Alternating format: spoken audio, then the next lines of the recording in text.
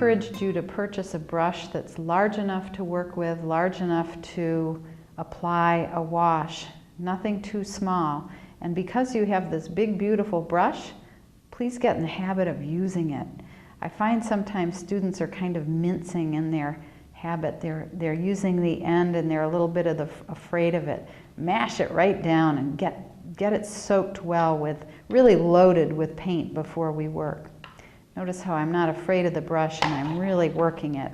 As you're playing with it, you may see what kinds of effects you can get from using the whole brush. Again, trying not to just do this kind of mincing, using the end of it effect. We really want to get the mileage out of that big, beautiful brush.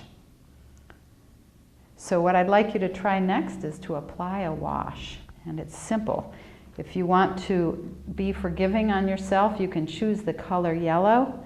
It seems to be the most forgiving and you won't see a lot of lines. But note how I'm going to go back and forth. See that bead forming? And then I'll simply pull that down. I'm going back and forth between mixing a little bit of water and a little bit of paint.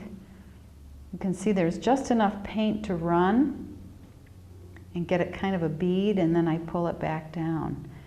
Our goal here is to get a solid block of color without lines. Easier said than done. You may find if you use blue, it's less forgiving and you can see streaks in it. See how we're getting a nice solid band of color.